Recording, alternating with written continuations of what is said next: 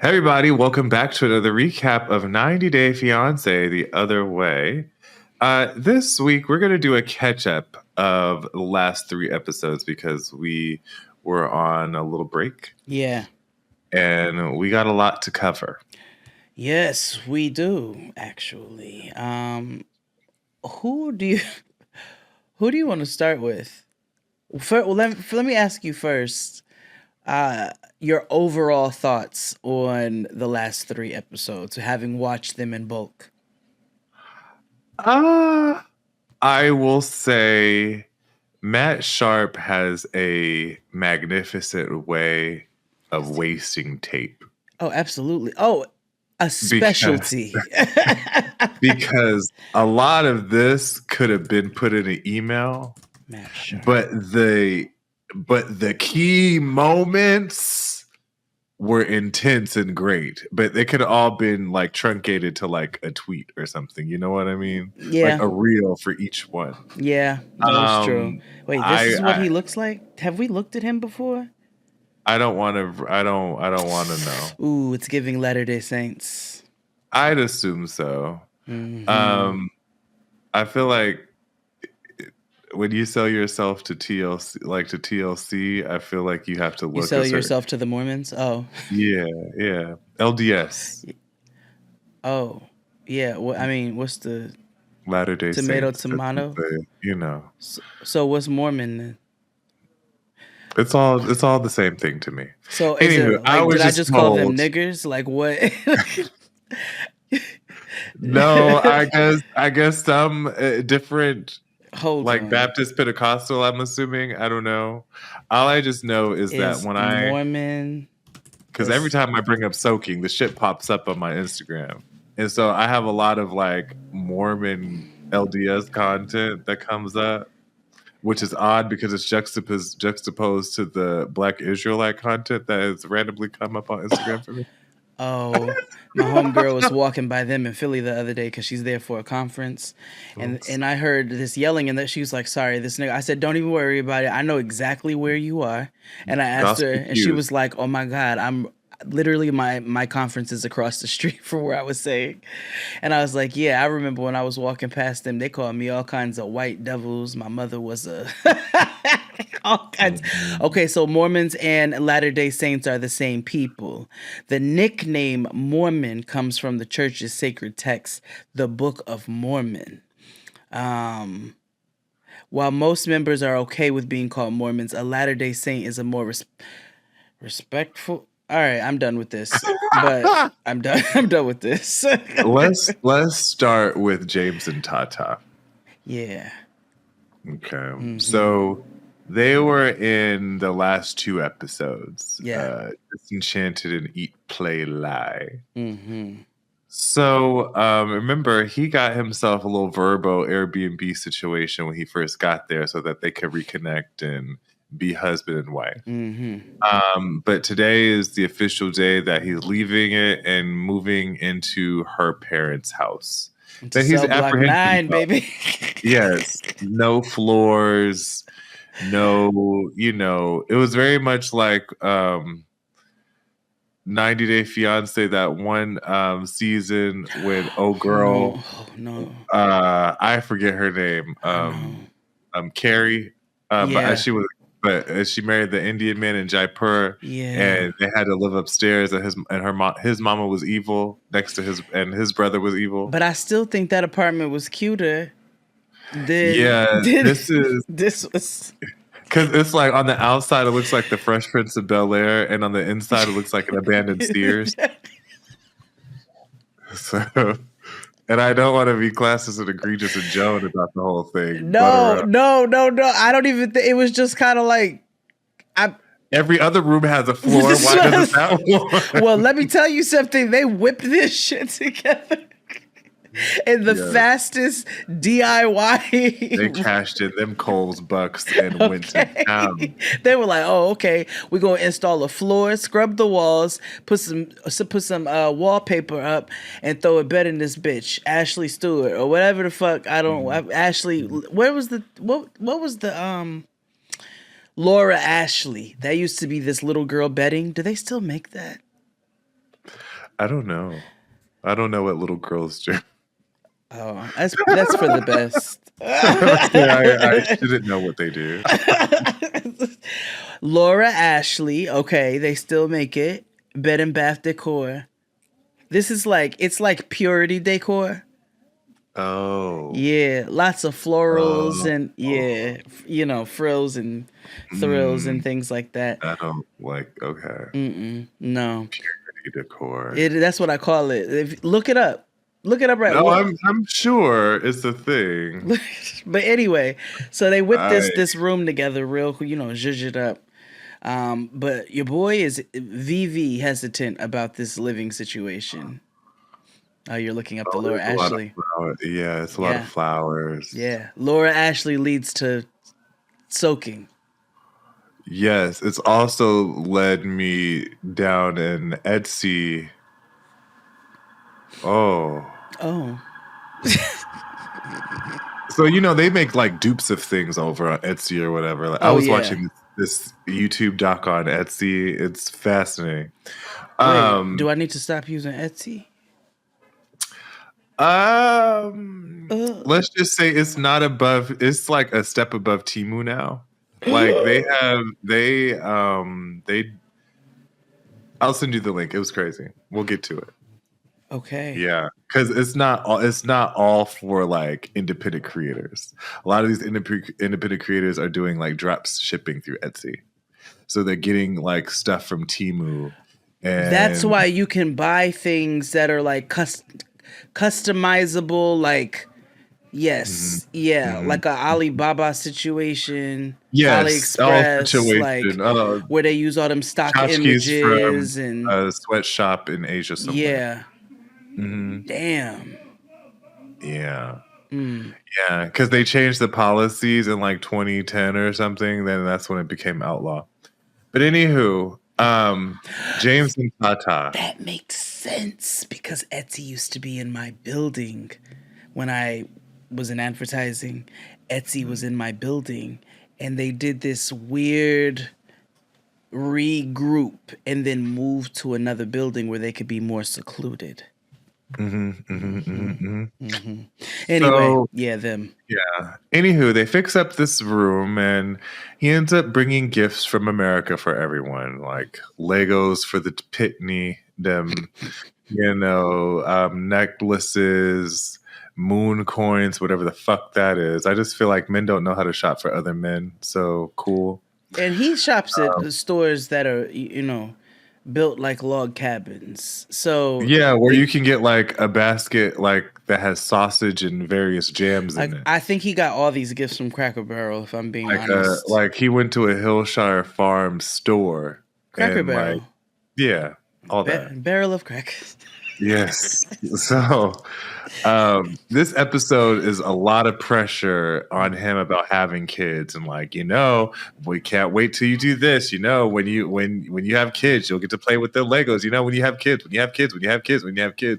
and he is beginning to crack and crumble. Outside of the fact that he already was cracking and crumbling about having a quiet meltdown about moving into her daddy's house. Yeah, a solid minty bee, but it progresses. Yes. So she goes out to hang out with her sister and her nephews.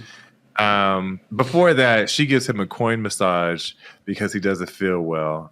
And when I tell you, that shit looked like a red crayon on his back. It was rug burn in the worst ways. Like, it was not the good kind. Yeah, and apparently in her eyes, it's acting like a lymphatic massage. She was getting rid of toxins and stuff. However, that looked like abuse.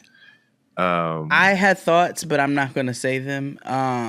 But that's what they look like. And she was like, no, it's so they take this coin and clearly rub it to oblivion across like dash marks across his back. What? My joke was when it was happening, it was like, my name is James. That was, yeah. So she does this in like very intricate, like, very parallel lines. and It then looked like a takes swatch for Ruby Woo. it did like she was testing lipstick all up and down his back and blush. Yeah. And then she would rub, I guess that that Egyptian petroleum jelly stuff you get, which is fantastic for eczema, by the way, but it's the Egyptian, not Egyptian musk, but it's called Egyptian mask or Egyptian magic. It's this white and blue containers for eczema. She would look like she did the shit, and then she just slapped some of that shit on there, and she was like, "You'll be better tomorrow." And his little bitch ass could not handle that. Right. So we're back to her kicking it with her sister, and she talks about her hyperthyroidism. And I had forgot about this. Like, I knew he didn't want kids or whatever the fuck, but what is this? 8 episodes. We're bringing right back to the first episode because Tatha is like, well, I feel a way because this nigga talked to my BFF like a month and a half ago. About not wanting kids and didn't tell me. So we're bringing it back to the original plot of him going to her home, Adele, and telling her that, I don't know if I want kids. His rationale for not wanting children is real and a cop-out at the same time. He's like, I don't want to bring a child into the world because the world is the ghetto currently. And it is. Yeah. However, all roads point to you having commitment issues and you being poor, and not just financially, but like poor in spirit, poor in other facets in your life because you led this girl along. Clearly, and it's not your first fucked up rodeo. It's not, and I wonder if your last girl that quote unquote drug you to Florida wanted children and you said no and it became a source of tension in the home and you had to leave. Or there's some trauma behind. You know what I mean? Like, I don't know. You leading this girl along. Also, Tatha need to stop putting her all of her eggs in womanhood in relation to like, becoming a mother. I get that's some people's lot in life and that's what they want to do. Tatha is a chicken tender. You know what I'm saying? And on top of her just being a chicken tender, she's also got a lot of familial pressure on her. And I do wonder if her desire has been shaped by familial and societal pressures because like a lot of people's are. Yes, very much so, no matter where you are, but you know how even more so, like they culturally, it's very much like children complete your life,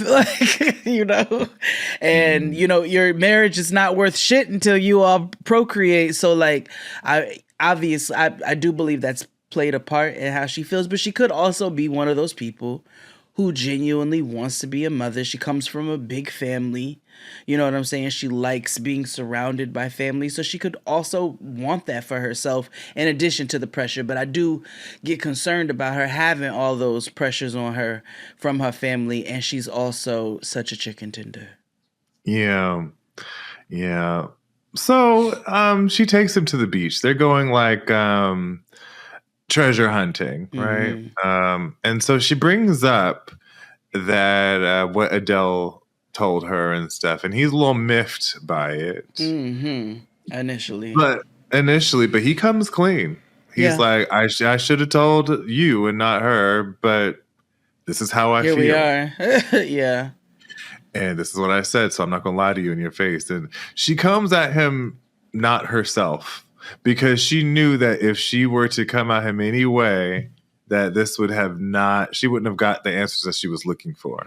Well, her sister tells her that, though. She was like, and in so many words, her sister basically told us that she knows her sister be like, woo, taking it off. So she said, you need to make sure that you're approaching this when you're in a fully calm state and you are not hyper emotional.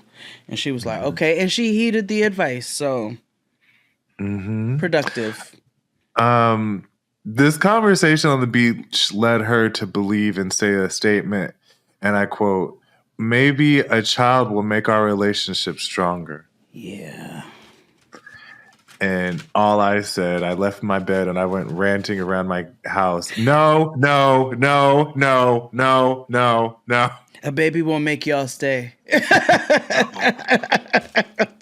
Won't. Remix. Well, not a baby won't make y'all stay. Like, just so you know. Matter of fact, anything, it might make it worse.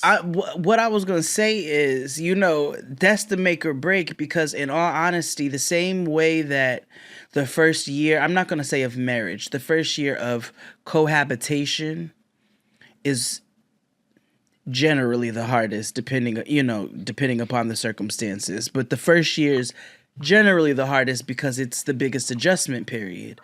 And think about that in terms of a child, with you and another human being who were raised completely different. You are completely different people, with your own personalities, your own thoughts, your own opinions, and now you're both responsible for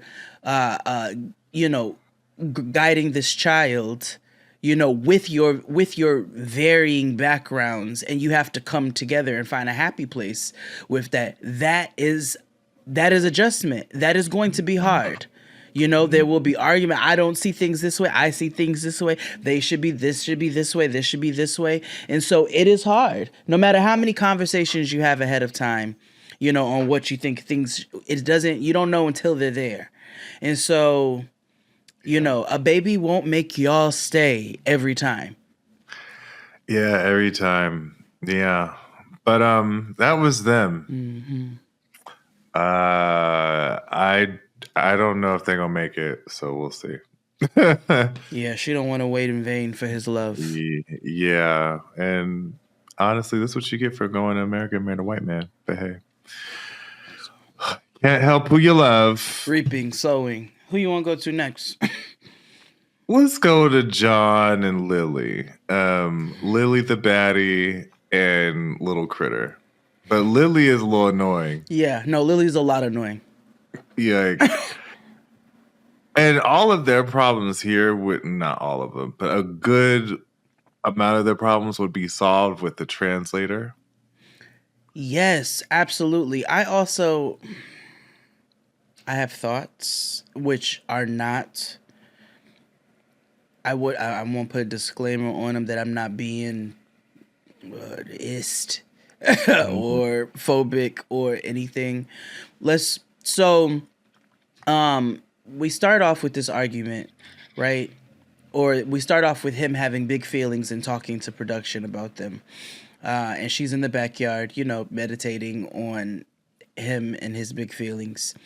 And so there are these flashing lights around China. Being on the American side of things and knowing how fucked up all of our governments are, I know what those flashing lights are. But being the naive white man that he is, he's like, what are these? And his amazement to her read as impatience. And it kind of scared her.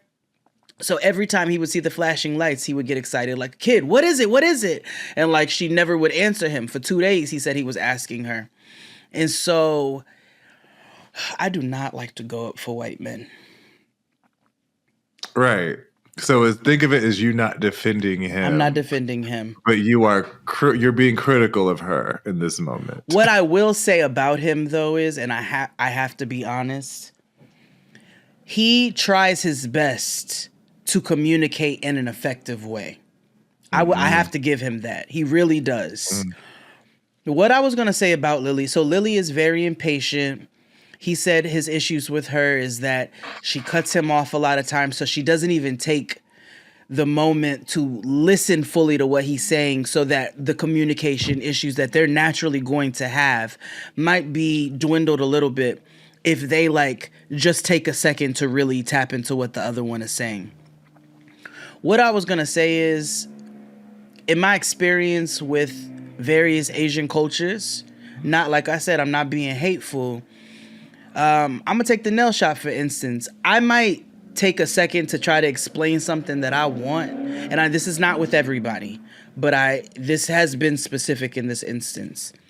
I might try to explain something that I want, and oftentimes I have been rushed in the sense where it's like, okay, and then the thing is done wrong, and it's like, I'm not being difficult. You didn't take a second to stop and listen to what I was saying. And that came up when I was watching this, because I'm like, she keeps going into these accusations of not being loved and you don't love me. And he shows her and says time and time again, I love you. I am in love with you. I want to be with you, but you're not listening to what I'm saying. And she doesn't listen at all. She like listens enough to respond and keeps it pushing. And that's not healthy for any relationship or for anybody. But I do wonder if that is a cultural thing. I noticed, especially in Chinese culture, and because they busy out there and got mad people. How do I say this? No, it's not. No, it is a.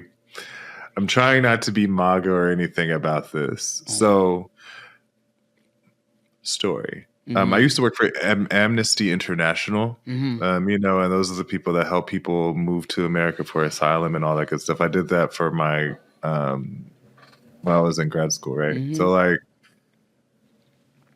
a lot of people that we dealt with were people from Sudan or Ethiopia or other African countries, nations, excuse me. So also context, this Sudan and other Rwandan war been going on for decades. Oh, no, absolutely. So, coming, first response, because they're coming in from like this. Anyway, we do intake with them because, you have to get them acclimated and what they need, their needs are, and where they're supposed to live and blah, blah, blah. Often met with, okay. And things are done wrong. Oftentimes here, Uber drivers, white men or white people who speak different languages. So I can't even say it's just an Asian thing. It's different at this. Like I met with you cut me off because you are assuming because I don't know if you just the lost in translation or you're trying to get over on me, which does happen often in certain instances, or I just don't know what the disconnect is, because why are you stopping me in order for me to communicate more effective with you? And so this is a thing. See, I feel like some other cultures are actually a lot more patient. And I think even in some Asian, like this is not, I notice specifically when I deal with Chinese culture, it is similar to the sense where you take New York culture, where people think we're rude, but we're not rude. We're just efficient and getting shit done and getting to where we're going. And I wonder if that comes from, again, them being an extremely busy and hurried society. And it's kind of been ingrained in how you communicate and respond to things. That could be true too, because Mandarin is an efficient language, right? Like a lot of other languages they're not as flowery as English. So I could see that's probably a thing too. But I do wonder if it's just like what's the disconnect there? Because like I said, I don't know. I've had his similar experience with other people, not just. But I also feel like on this side of things, they probably have the experience with us, because I think this is just language barriers in general and humanity not having enough patience. It's probably it's probably equivalent how we talk louder. And which is so fucking stupid. Nice to meet you. I said that doesn't make them understand more. That doesn't at all. Asshole. So, but yeah, in this scenario, but what I don't like about her is the fact that just because there's a communication or a translation error Right. doesn't lead to this cataclysmic, he hates me. He hates me not. You give me fake love, because that's what she said, and like she not feeling the, She's and like, it's I just don't. like, Yeah, I don't want to have fake love. I don't want a meanwhile, loveless marriage. I was like, he's like a middle-aged Cyrano de Bergerac over here, Right. writing her beautiful fucking sonnets and shit from the cinema room. soliloquies and all Right. kinds of shit. I was like, all right. Because he know he has to, because he's broke. So he's trying to do his damnedest to give love, because he doesn't want to be put out on the street. Yeah. You know what I mean? So like, I hear you. I'm like, I don't want to defend a white man, because Sharp Entertainment has a keen sense of allowing us to do that. However, but Lily she's challenging. Yes. And it's also, I think you and I have a difficulty with grown men at that age dealing with their big feelings. I know, and that's our problem. That's our problem. God's That's still our, working on us. Yeah, that's our hot cross buns to bear. You know what I mean? But that's irrelevant of the fact. Yes, you know? yes. But yeah, but then again, how did y'all get married? He keeps trying to affirm her. She keeps trying to throw the relationship away. And he keeps being like, no, girl, that's not what I'm saying. So I personally want them to throw the relationship away. I'm ready for them to be done. I'm tired of them. I'm tired of Lily.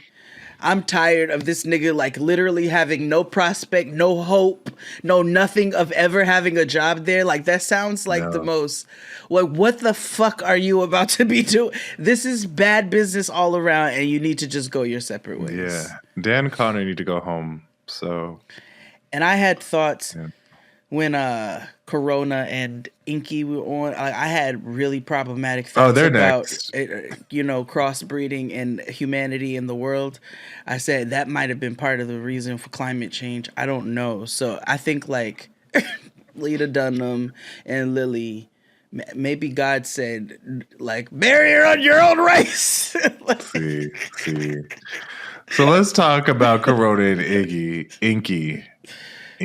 I think either one works. It's fine.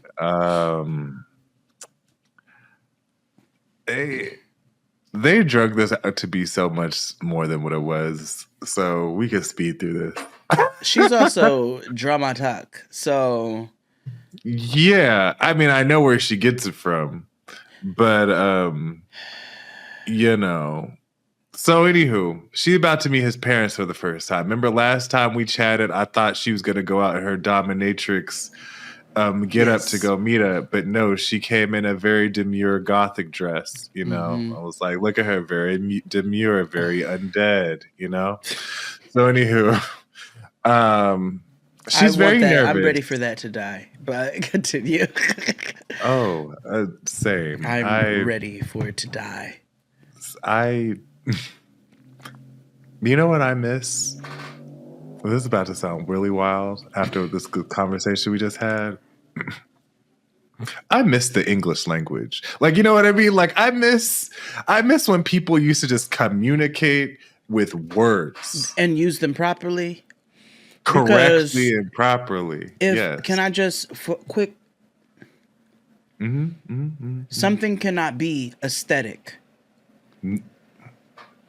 Something can have a certain aesthetic. You can have an appreciation and a fondness for a specific and certain aesthetic or several aesthetics, but something cannot be aesthetic.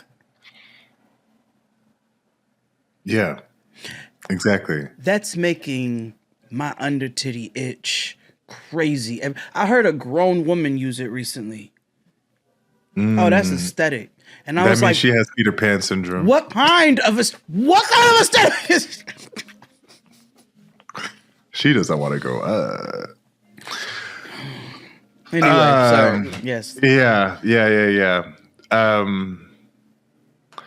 So, we learned a little bit about Ingi in this episode. He's the youngest of three, and remember that he has never been in a relationship while his brother and sister are married and thriving, right? Mm-hmm.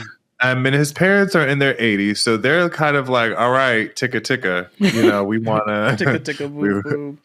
we want you to, birth some babies, that problematic rhetoric, right? Mm-hmm. So they go to his brother's house because that's like the buffer zone, right? And like she gets along with his brother, and he's very welcoming and things of that nature. So because she's concerned that this nigga might act like a total dickhead in front of his mom and daddy, and so she needs somebody that's in her corner. I mean, valid. Yeah. So his parents are quite lovely. They are very welcoming. And even when it came to her hair, because they went straight for it. Yeah. And she had an initial reaction like, don't touch my hair. But then she was like, they have never encountered this ever. And because they're so nice and kind, they get a hall pass for today. Okay. Now, I said, you better than me, queen. That's what I said too. Because I understood where she was coming from, and I didn't want to, but I did. Like I'm very like, fuck all y'all, get a grip. But also like, if I'm stepping back and being for real, then people didn't have no. They didn't have no. If anything, the malice or ill intent. I think literally the most sprinkle and seasoning on that is curiosity. And this is a perfect time for you to open Instagram and look at what I sent you.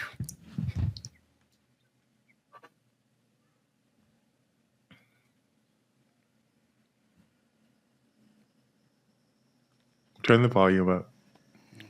Wait, turn it back up. Turn that. Okay, hold on. Let me start it over. Name your favorite 3 white people. None. None. You don't got nobody? I said none 3 times. Okay. Can you name your favorite 3 things about white people? Nothing. You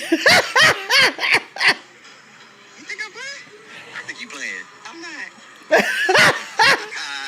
lost. Are you serious? Colonizers.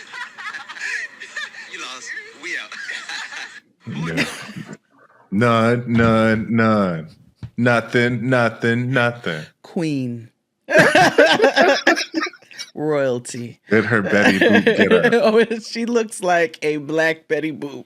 I'm here for it. It because valid.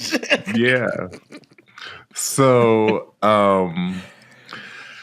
his parents ask, and what makes her so special? Like, why her? Because you've never brought any girl to it wasn't even no drip on it. It literally was like this is new in general for every motherfucker here. Also, his daddy asked for consent for a hug. Yes. That's what they're very like kind people, right? His brother too. What you looking at your Instacart? Yeah, because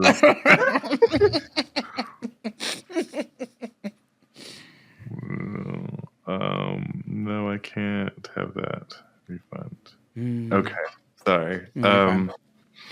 Even because there's one people talk about having a male Instacart person. That's the problem. No. A young person. Oh, that's an Instacart shopper. That Trump, regardless of gender. But a young male, get it out of here. Well, normally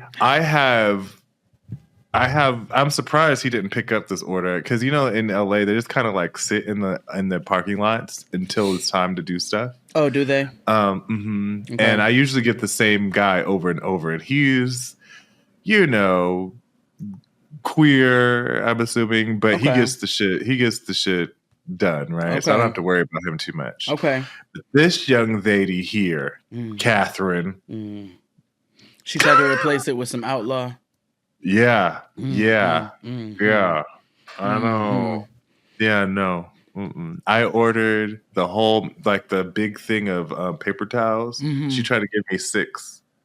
No, just get a whole nother brand. Or just get 2. The 2 like, of the why thing. That drives me. Look at the quantities.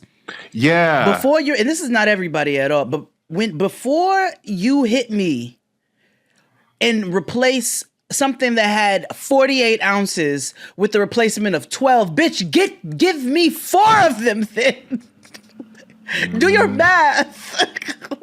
Right. It drives me nuts. It pisses me off. It does.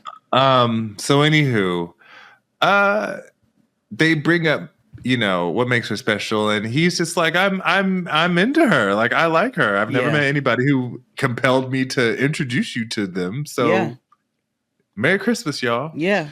And so, they're very pleased with her. Like, they're like, oh, we love her. She's great. They're charmed. Whoop-de-woo.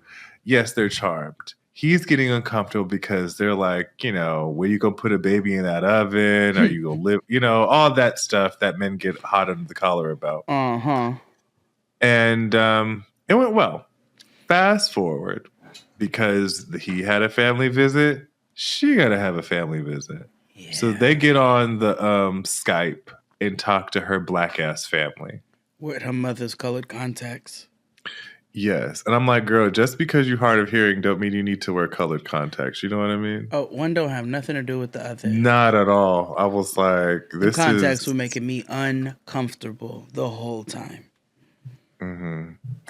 That reminds me to tell you something super important. I don't know. Something we've never discussed. And this is going to be public? Yeah, I can't talk to you about this here. At all. And I can't text you. I have to wait till after we're done recording. Okay. And tell you. Okay.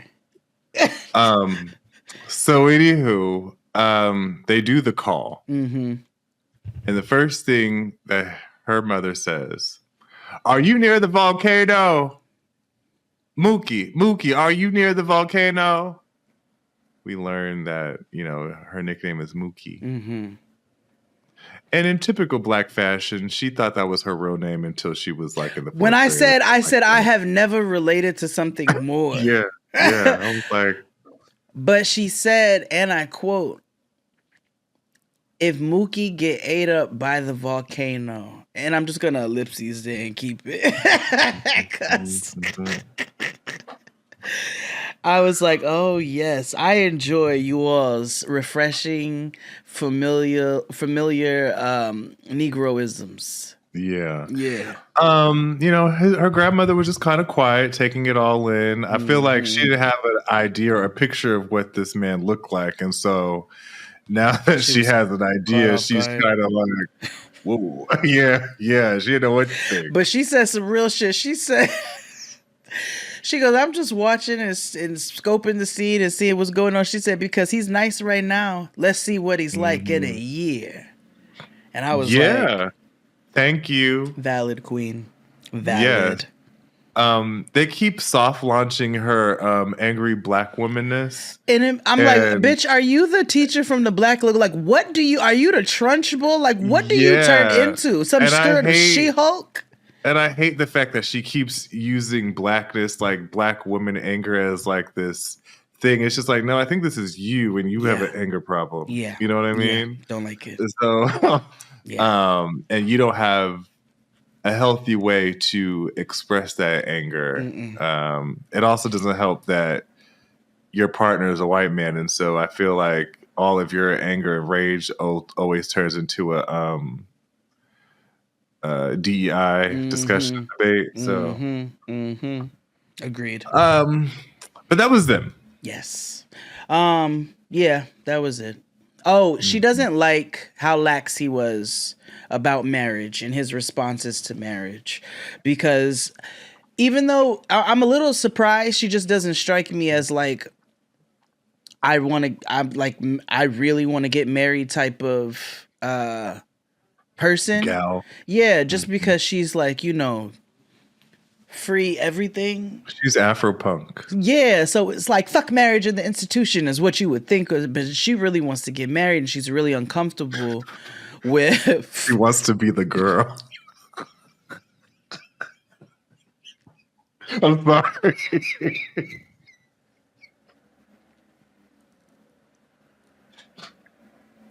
She wants to be the girl. That's all. Let's move on. Let's move on. It's true. She wants to be the girl. Shut up. Let's move on to the boxer and Big Ange. I enjoy him more than. Yeah, I know we drag white men on this show all the time or whatever, but that is a. I enjoy him. Now his teeth. I enjoy him. They could have gone boxer, one so shade. They could have just. Because I was like, "Oh, those are new." I was like, "Turn it down, one notch." Yeah. I was but like, those are the iPhone flashlight where it be 5 and then you have to. I was like, just one, just turn it down one. But he just seems pleasant. Now I don't know where he would have been January 6th if he was stateside, but Irish people tend, not all, but tend to lean. Yeah. So I don't know. I think he cool. I mean, he a cool but girl him, dad. I love. Oh, that's what made me attracted to him. I was like, oh, I see why women be like, oh, he's a father. Because I said, this is this is white Irish Tristan. Mama got personality for days. I am concerned because he is very attracted to these Long Island MILFs, the Italian American MILFs, or not MILFs, but the Staten Island community. Exactly. And so I just, that is where I'm like, I don't know where your politics lie because I know where their politics generally lie. Yeah, exactly. So, it's not moving day, but they're going to Ireland. Everybody's getting in the car. Her best friend is coming with them as like a nanny type situation, low key. Because she want to make sure her bestie is okay, and she's also flying with the boys back home because she want to stay a little longer so she could be with her nigga. Yes. Because she doesn't have a real job. So, her mother, approaches her bestie at the airport and is just like, hey, watch out for my girl. Because apparently bestie don't know that she married either. Nobody She truly knows. kept a real secret. And I'm so surprised that her mama didn't rant and rave and tell everybody in the airport that she married so far. Because she is big pissed, as big as her hair, pissed. I think her mother, I'm about to buy some French dressing. Oh, I did go to Golden Corral over the break. Of course you did. I'm buying it because I'm going to make some homemade Polynesian sauce. Ooh. Without the high fructose corn syrup. So I was like, all right, well, I have to make sure the Catalina, it's French, Catalina. I have to make sure it doesn't have high fructose corn syrup in it. But I'm going to attempt to make a homemade Polynesian sauce for some chicken nuggets. I'm into that. Ooh, now they have a roasted red pepper dressing. I could probably make a zhuzhi Polynesian.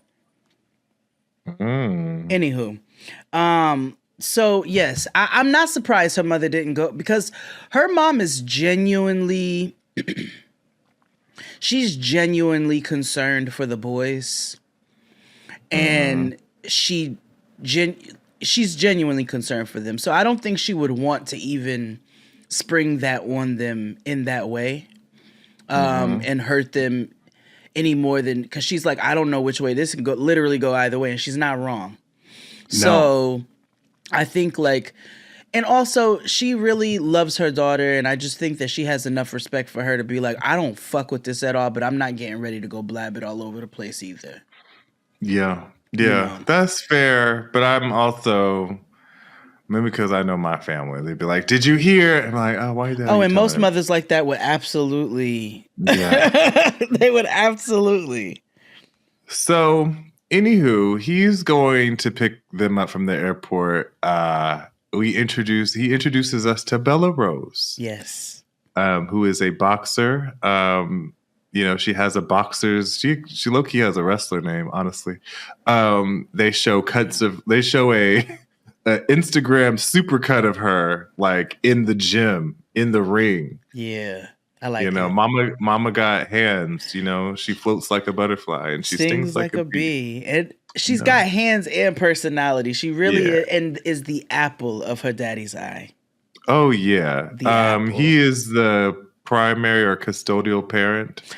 I didn't know if I missed it. Did they say where her mother was? She's around, but they just agreed that he was the better fit as the parent. And so, he is primary custodial parent. He lived with his mama. So he has that type of support system. And because that he lives with his mother, that he rented an Airbnb for the whole crew to stay at. So, ain't nobody trying to be up under his mama like does that. He make pretty decent money as a fighter? I'd assume so. I mean, he got to take care of his daughter and those teeth. You know what I mean? Those Ross teeth. God, them teeth are aggressive. Yes, Ross. Yes. Those teeth are aggressive. That is one episode that I have seen, and I was like... That shit was funny. Your teeth are really white. She was like, who has a black leg? They gloated. I'm telling you, it looked like a what did we call it? Reform camp. What is it? I'm not gay no more camp. What is it? Kids to? Conversion camp. Conversion camp. It looked like a conversion camp bedroom. Ross had Jetson teeth. Yes. Yes. Yes. But anywho. They make it. Everybody's super quiet. Hold on. Quiet. I can't find my skirt. Is it in the dance bag? No, I looked. No, where was it last time when I gave it to you? After I went to dance. Did you wear it in dance? No, I put it back in my bag. So why is it? So then where did it go? It doesn't have legs and feet. Okay, go put your stuff on, but you've got to find that. No, This is a terrible way to start off. Is it in your dirty clothes hamper? Jesus Christ. Continue. And, Bella Rose wants them to be together. She doesn't know that they're anything. She just thinks they're friends. Yes. And so she ships them. They get there. It's super awkward, but it's because everybody's dead the fuck tired. Like, yes, it's just the boys, they just don't have words. Everybody's just, this is a silent car ride. It's because they're all tired. Now I hollered at Bella Rose because Bella Rose, even though she thinks that's his friend, she not dumb. She picked up on stuff, and she was like, "You can't wait to see your little who, what, how, what, where." I was like, it's funny to hear like kids across the world use the same, because she was like, "That's sauce." You're acting sauce. And I was like, he is Bella Rose. He is acting sus. He is. So, he's fun. He's a good guy. He makes them a traditional Irish breakfast in the morning. Not as bad as the English one, so I'll let them have it. Yeah. But after breakfast and eating just cooked meats, the men folk go outside and do man stuff like play with balls. Yes. So he's trying to bond with them. Go play catch, but or American football or whatever. And that's something I never understood. Right, like this whole like traditional idea of fatherhood, like playing catch with your dad, like that's supposed to be like, or playing some sort of ball or sport with your father. I've always thought like, well, if anything, you're gay and don't have a father, so foreign concept in multiple places. It's also like a white misogynistic trope foundation. So also you're none of that. Maybe a Well, little no, because I misogynistic. even think about because that clip from Temptations, You're Always on the Road. He was on the road. Came out. And he also talked about like not playing with him, like playing catch or like things. I'm like, do niggas really wanted to play catch like that? Like American misogynistic, me as a kid, no, Nick. Well, but then again, you're right. I was gay and didn't have a father. I was like, you are a fatherless Jamaican homosexual. With a mother who was like, I'm too busy for this shit. Wait, of course you don't get it.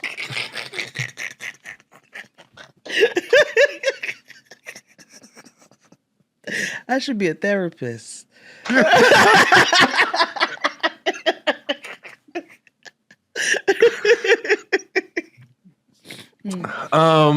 Anywho, they bond for a little bit. The eldest one, Corey, is like, I feel a lot of pressure because I see that my mama really likes him and is seeking for my approval. And he tells what's his name? Sean, that, you know, like he's like, so far you but I don't know you like that. Yeah. So we'll see. Yeah. And that was that. Oh, well, as Sean gets to know everybody, he's becoming more and more guilty because he's holding on to the secret that he knows will crush them. Yeah, he knows this and honestly, the longer you keep stuff like this, it does create more harm. And so they need to this was a very stupid decision. They really were on some high school kid, like teenage love affair bullshit. Yeah, they really did. Or the bucket.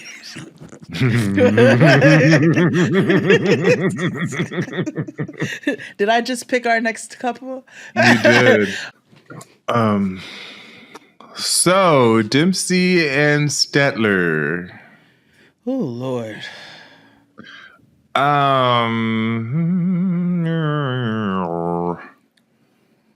scammers that they are. Both of them. Both of them. Yeah. One is a professional scammer, and the other one is an emotional scammer.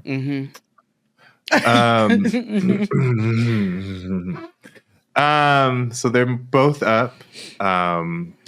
They have. They finally boned. Yeah. They said that relieved some tension. Yeah. And but they woke up with bad water. And Statler, a lot of the first, like, nothing really happened, a lot of it, until it did. But they're like getting to know each other still, right? And they're still getting used to one another. And Statler tells Dempsey, like, she acknowledged that I struggle with communication because it's always been her. And so she's never had to, like, she's one of the people who, like, I'm single, so therefore I've crafted my life to be a certain way. And so it's very difficult for me to get out of that. So they're on their way to a boot sale, which is essentially a big ass space where you can be a vendor and sell shit like a flea market, right? So, but you do it at the trailer of your car, because a trailer of your car in the UK is called a boot. Yeah. So it was some nigga flea market parking lot shit. Yeah, nigga parking. Nigga flea market parking lot. So they only sell one thing. And so they start to get into a discussion about money. And so Statler is like, so humor me. How much would we make if we were to sell everything? And Dempsey's like, well, I don't know. I don't know nothing about no we. That's what her face said. Right. I don't know. Like, that's crazy. So Dempsey talks to us about... Hold on. Yes. No, she don't know. She don't remember where the car is. No, it's on Brooklyn. Mama. It's on Brooklyn.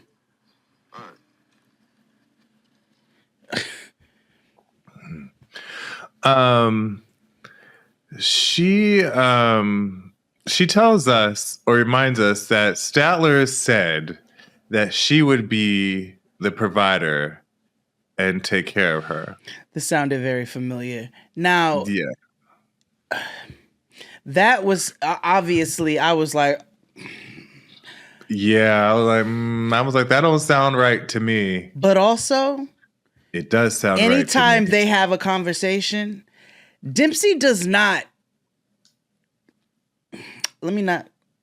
Statler don't never remember nothing she says. She doesn't make a good argument for herself because it's never like that girl's playing, she's gaslighting her, like, so that she can think that she said this thing. Like, I was trying to see if maybe that's what it was, which is indicative of a scammer.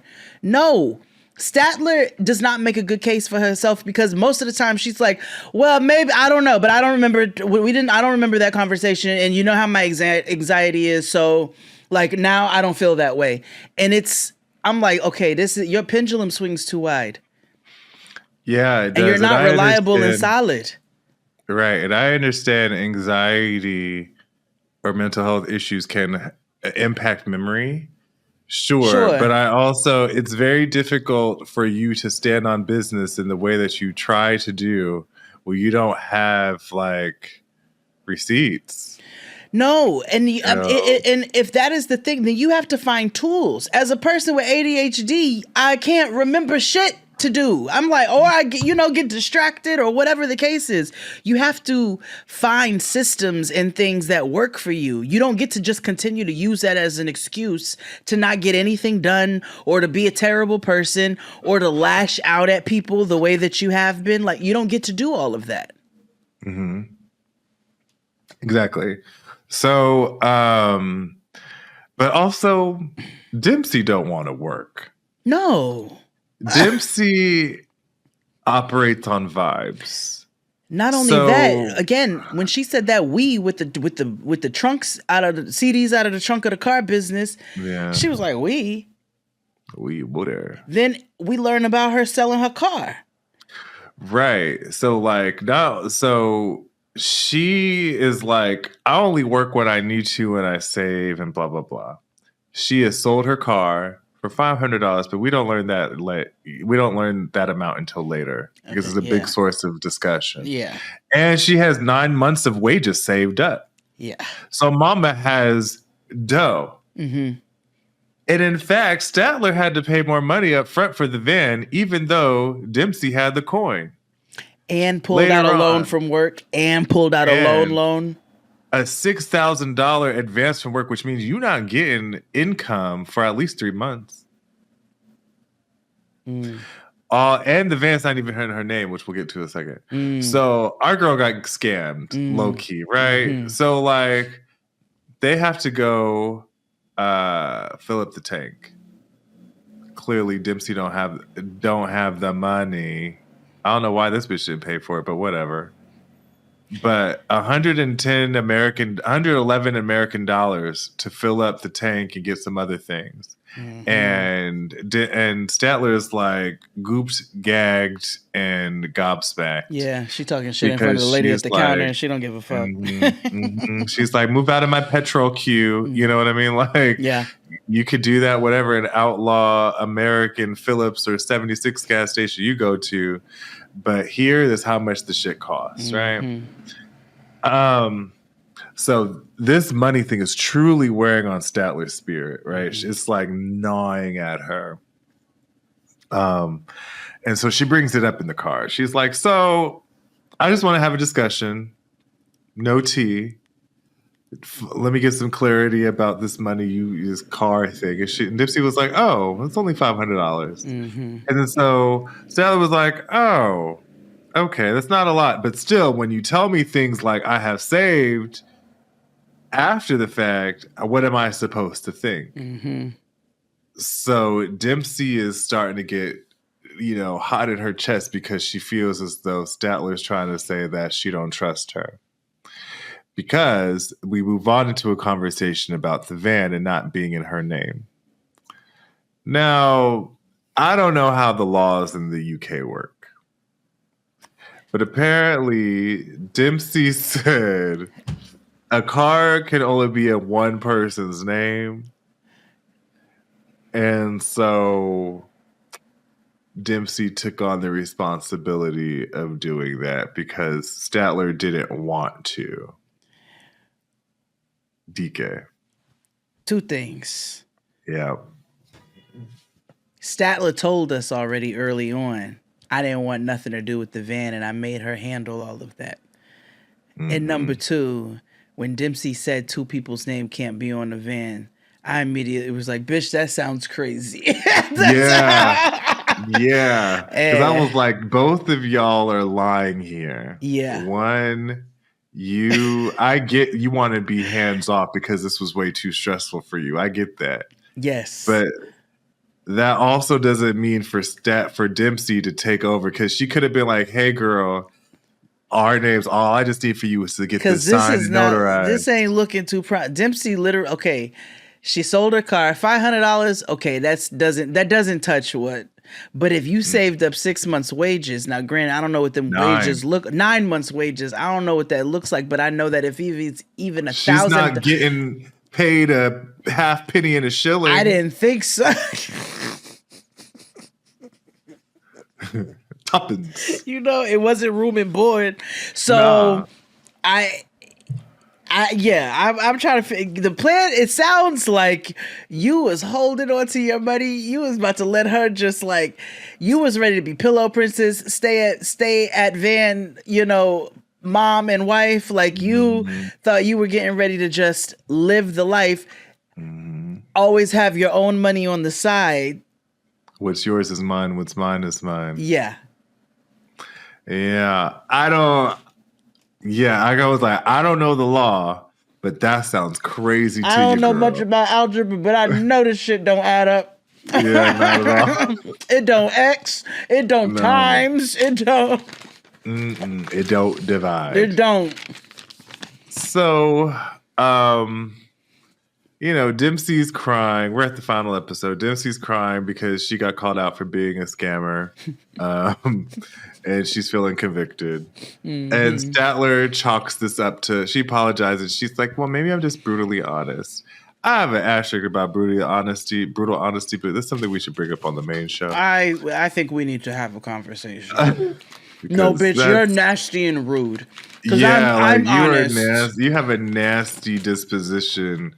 And this is when controversial take, like when it comes to like mental health issues and stuff, and people be like, oh, well, they're going through it. They live with bipolar, blah, blah, blah, blah, blah. I'm like, and I used to tell my clients all the time, just because you got shit going on up here doesn't give you license to be an asshole. Doesn't absolve you. You could be a decent human being and live with schizophrenia, live with bipolar disorder, live with any other fucking thing under the sun. Doesn't require you to be a dickhead to people. No, you don't get to just lash out and you're at reckless abandon on folks without doing anything. And then that's always your reason. I'm not saying episodes. No, people use it as a crutch. But you don't get to use it as a crutch like that. And so Statler does a lot of that. She does a lot of that. What? Have you, probably not, but have you heard of this Abbott Elementary knockoff called English Teacher? No. Well, it's a new show on FX. And so he's the new English teacher of this new student. And there's this hilarious scene with these children he's talking to. And this girl talks about how she has asymptomatic Tourette syndrome. And so like the kids are like, oh my God, you're so brave. Like through the whole thing. And so like the teacher's like, so wait. Exactly. What does that mean? Exactly. Like, so you have Tourette's, but you don't have symptoms. And so like her ally is like, some people just don't understand or are not going to take the time to understand this privilege. And so they keep using like these words or whatever. And so he was like, is there documentation? They're like, well, this can only be self-diagnosed. That's like this video I saw, and Elliot Page, it was at some sort of hateful parents meeting. And it was like anti-trans something or other. So they had, trans, LGBTQ plus protesters and so forth. And Elliot Page was one of them. And this white man came in. And he was like, He was like, my kid has been, this was clearly, his was satire, but like some of those people were not. And so he was like, my kid has been bullied for being straight and being like all of the straight run of the mill tropes. He was complaining that he was being discriminated against because of those things. But then he would be like, and while I don't have a kid, that scenario could have very well happened. And they're all then you hear the crowd be like, oh my God, he lied about having a child. And then he keeps going in and out of these different scenarios of what is happening to his figurative child while then going back to, and even though they don't exist, but I have to send it to you so you can watch it. But yes. So it goes even further left with Dempsey. So Dempsey takes Statler to do a white activity. Mm-hmm. Yeah, her favorite. Beekeeping. Yeah, beekeeping. Yeah. It's been her lifelong dream to beekeep. Yeah. Whereas I understand that bees are important and we need to save them because society is contingent upon them. I'm just not going to go beekeep. No, absolutely not. No, I'm good. No. So fast forward, they're border crossing. They have to take a ferry because they're on their way to Paris. I forgot to mention that Statler takes that beekeeping as a good omen that Dempsey is not a user and she actually does give a fuck about her. Kind of. Oh, those are her thoughts, not mine. Oh, yeah. Okay. So Dempsey initially thought that this ferry ride was going to be 30 minutes, but no, it is 100 minutes. That is a long time to be on a ferry, in your car on a ferry. It's an hour and a half plus 10. You good. Yeah, and I get it. Ferries are a lot. And especially for Statler. That's the name of a wrestler. Statler. Statler, everything to her is difficult, or everything for her is difficult, you know? She said the only time she has been on a boat, it was one time, and it was at a lesbian boat party, which, if you can't find the humor and irony in that. But anywho, just like I always say, all the Red Lobster and 42nd Street used to be a time for the ladies who love ladies. The next time you come visit, let's go and just see what the landscape's looking like these days. Oh, they've moved on to the crawfish grill down on 14th and 8th. If it's still there, I don't know if it's still there. There's a crawfish spot over there.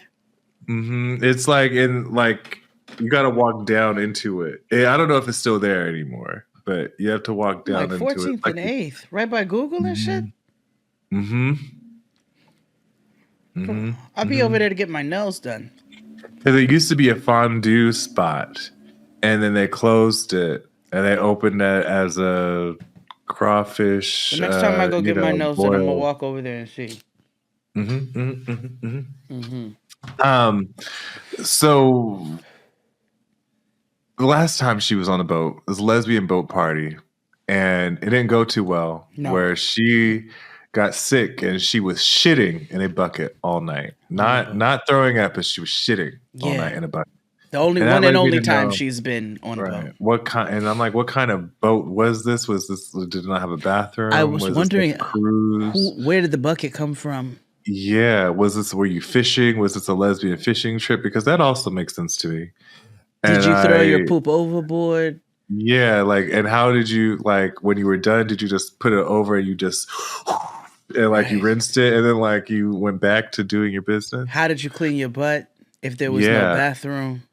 Yeah, and was there people in front of you? Did you have privacy? Right. Did somebody block you? Did it smell? Was this a nervous shit? Did you eat something bad? Was this a food poisoning? Or was it bad clams? Right. You know what I mean? Or oysters. Yikes. Right. Yeah, which, either way. So many questions. they get on the ferry, and Statler is going the fuck through it. Like, each minute gets worse and worse for her. And so she's trying to, like, just be calm and just tell Dempsey to shut the fuck up and let me get through this. But Dempsey is trying to have an eat, pray, love. We're doing this together and blah, blah, blah, blah, blah. And this goes to what we talked about on Love After Lockup. People who are in relationships with people who live with mental illness, and they aren't equipped to handle that, or they don't have plans in place for when these things happen. Yeah. Right?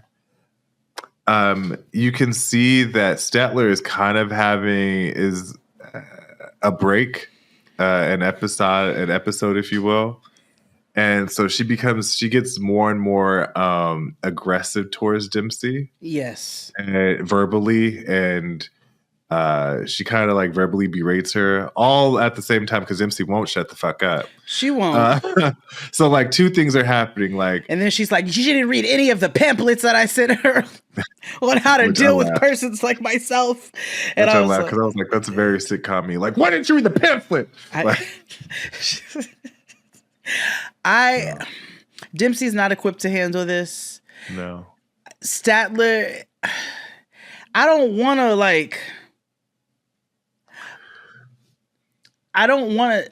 want to shame an illness, but Statler is giving me asymptomatic Tourette syndrome. Like, I think there is anxiety, and there is absolutely anxiety, ADHD, and whatever else the fuck she's claimed there. And then I think she uses that to be as terrible as she possibly can be. Yeah, I don't think she has done all the work to learn all the tools she needs to be self-sufficient either. No, because she's always looking for somebody else to placate, blame, or things on. So yeah, it looks like she about to get dumped on a ferry. So well, I don't know. I'm gonna stop calling relationships like I used to call the end of these seasons, because I thought Shekinah and them were going to end, and clearly. Whatever. Yeah. But we can move on. Yeah. That was them for the lesbians. Yeah.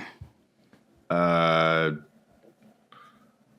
guess they're the last ones, Shekinah and Sarper. Are they? I guess you're right, huh?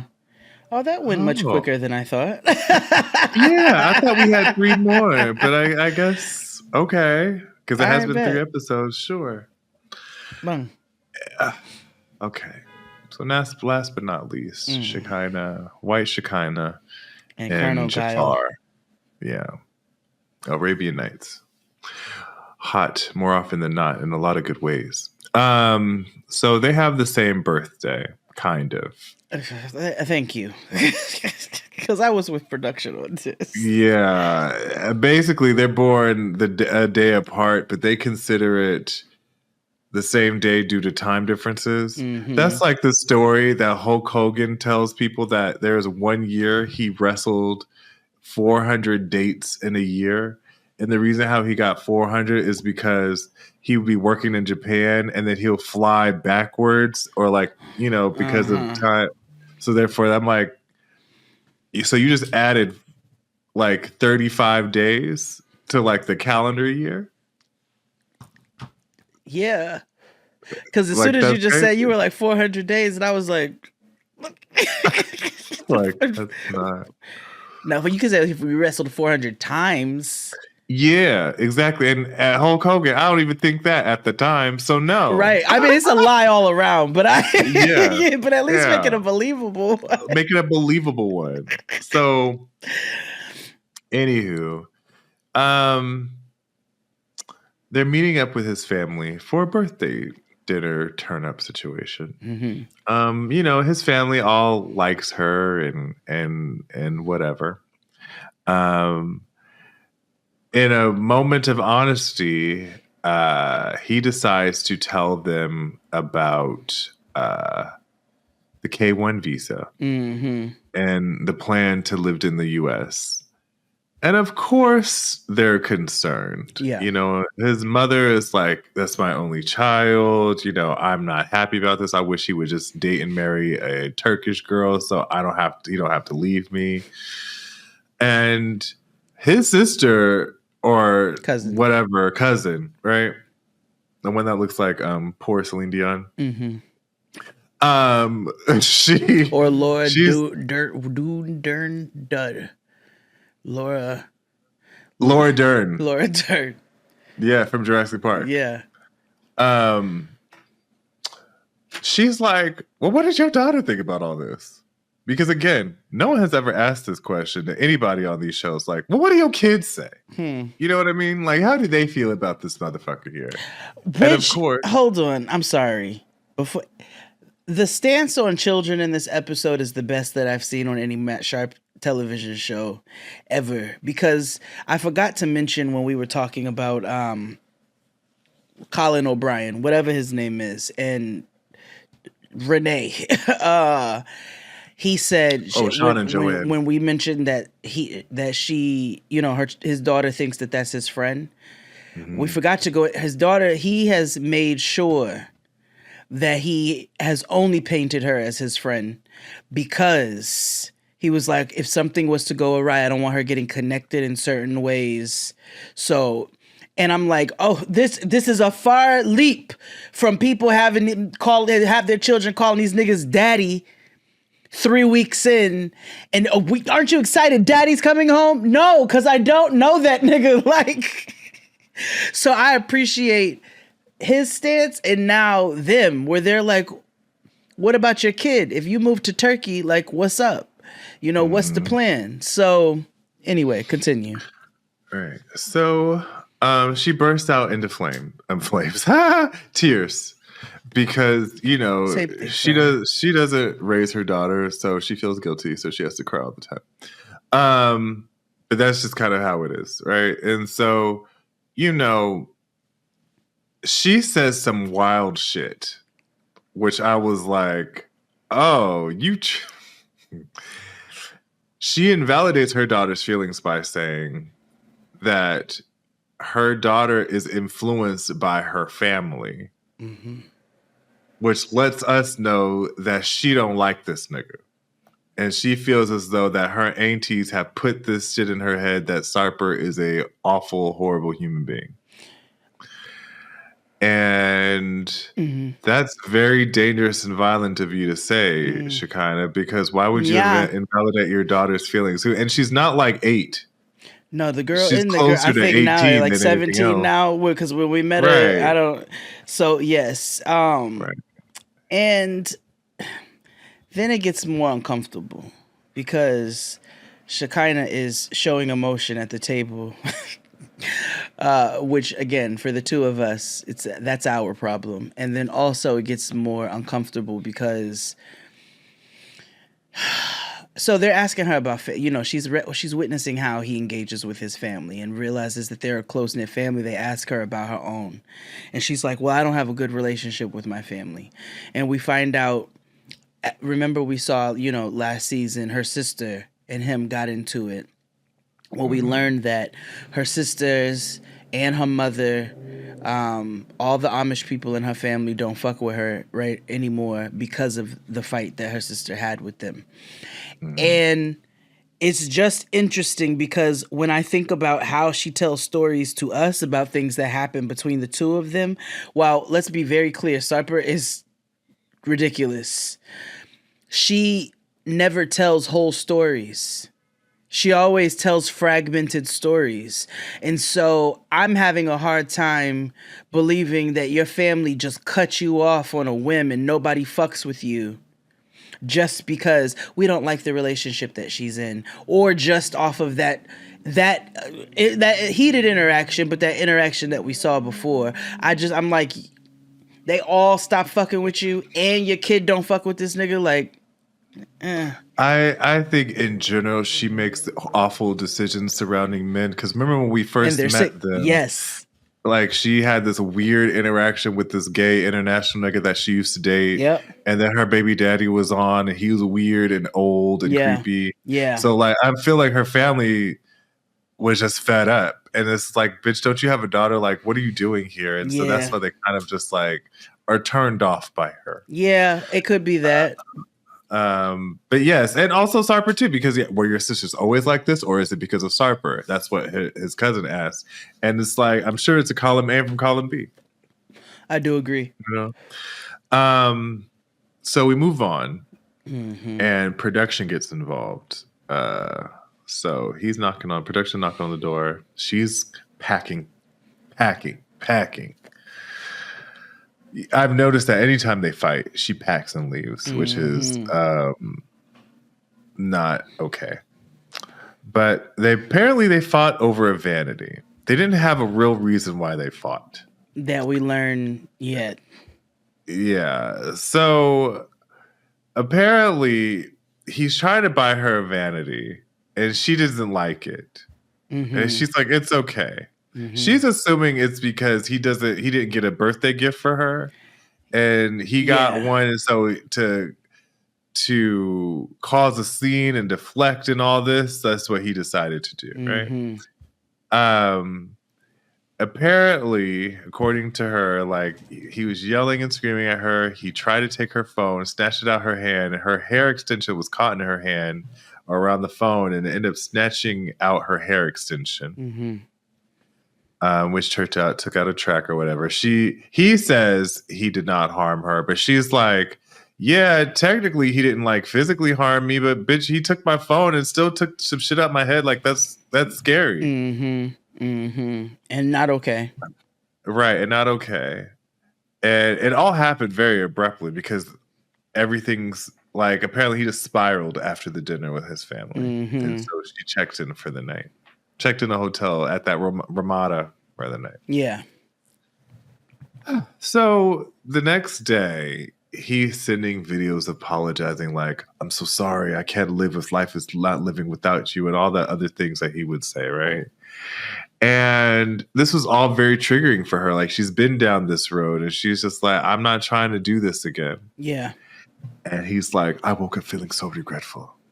And per usual. All his usual dramatics, right? And also, the thing is too, so he also admits to us, and we've seen elements of this, Sarper has never wanted to hear any piece of her past as it pertains to another man. And so anytime she would even bring up another man, he would shut it down, cut her off. I don't want to hear it. He would do all of that.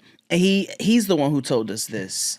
This is the first time she has set her boundaries and said, this is what it's going to be, and you have to listen.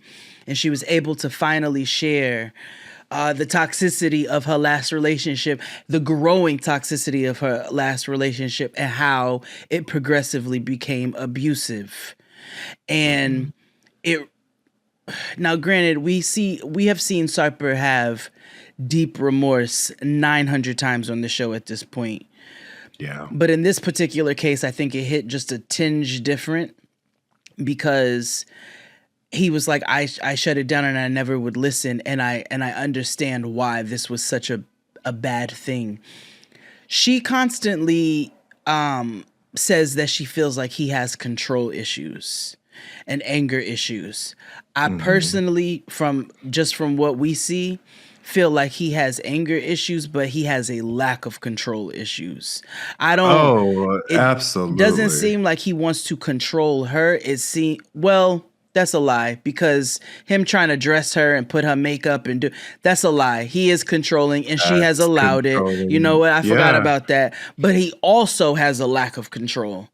And she tells him he has to go to therapy because there's many things that he needs to work through. And he agrees to do so. So we're going to see. And so does she, because she also has a lot. She puts herself in these situations. I wonder if it has a lot to do with this Amish. I'm wondering how they're tied together. I know there's some sort of connection, but I just don't know what the connection is. Did you start watching Forbidden Love that I told you about? No, but I will. Yeah, it's good. Also, The Secret Lives of More. I have so much to tell you next week. So much white shit. Oh no. Okay. Speak the lives of Mormon women. It's Yeah, pumpkin it's spice crazy. month, so it makes sense. Yes. And I've been on down like a rabbit hole on my 2020 shit. So it's been a good time. Okay. That was it. Sorry for the lengthy, recap, but we've been gone for like a month. So Yeah. good to be back, and we'll see you all next week. Bye.